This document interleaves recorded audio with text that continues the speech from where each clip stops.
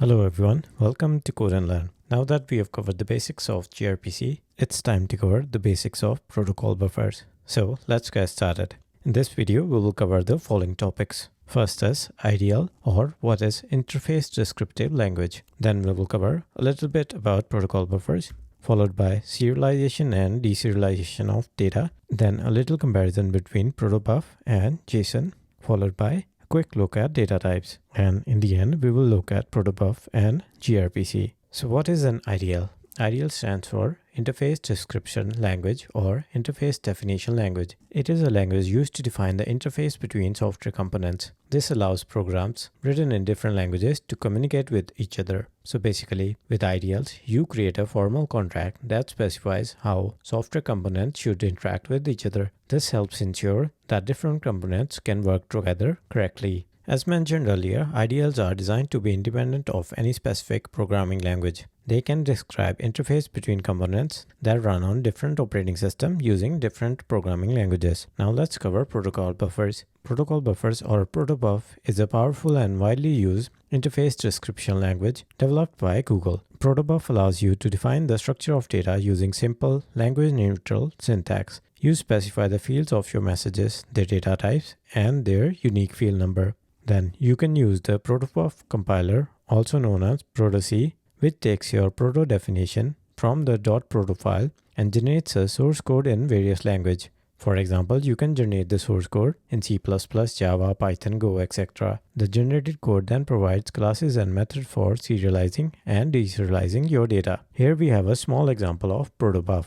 First, we have the syntax, which specifies the version of Protobuf we are using for this proto file. Then we define a message, which is called person. Inside the message, we have the fields. First, we specify the type of the field, which is string, and the name of the field, that is name. Then we need to provide a unique identifier for the fields. So name is assigned the value 1. Next up, we have a int32 ID, which is assigned the ID of 2. Then string email, which is an ID of 3. So that's a small example of proto definition. You will then use this proto definition to create the code by using the Proto-C compiler, which will generate the code for your desired language. Let's understand what is serialization and deserialization. Serialization is the process of storing data, mostly in a compact form, so that it can be transferred over the wire, like from client to server. Protobuf will serialize the data using the generated code in a binary representation. This binary then can be sent over the transport protocol.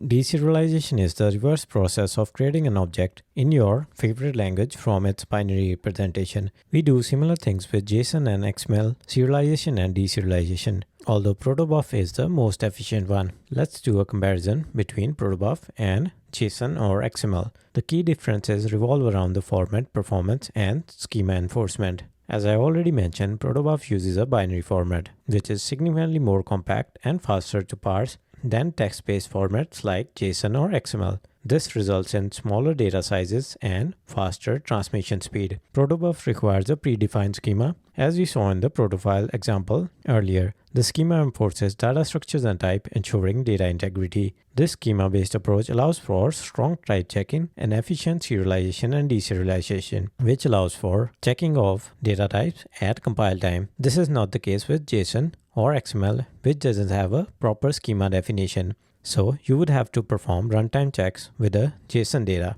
which is inefficient. Since Protobuf works with binary, it offers superior performance in terms of speed and size compared to JSON or XML due to its smaller size. So in essence, Protobuf prioritizes efficiency and data integrity, while JSON and XML emphasizes human readability and flexibility. Now let us look at the data types. Protocol buffers offer a range of built-in data types, often referred to as scalar value types.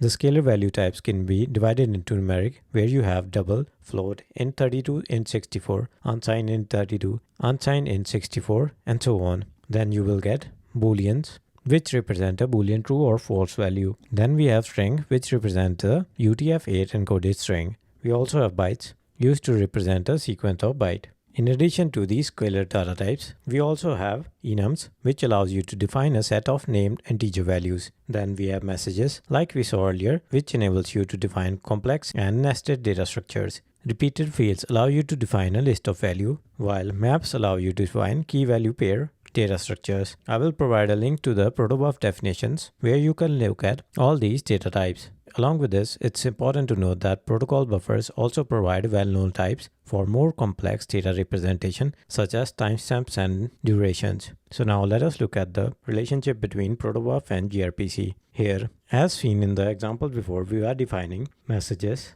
with fields. Using these messages, you can define a service like this, where each RPC represents a method that will be implemented by your service, like say hello, list numbers, average numbers, and chat. Say hello takes a hello request and returns a hello reply, which we have defined here. Similarly, list number takes number request and streams a number reply. So this service definition specifies the RPC methods that can be called along with the request and response message types for each method.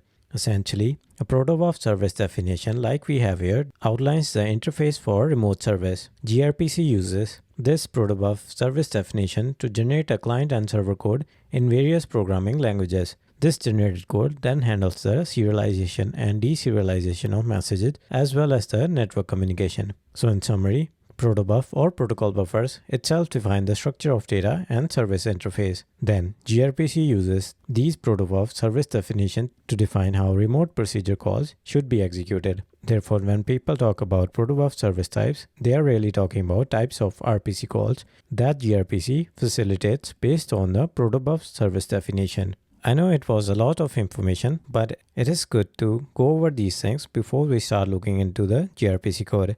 So I hope you enjoyed this lesson. If you have any questions, please post a comment under the video or reach out to our Discord server. Until next time, happy coding.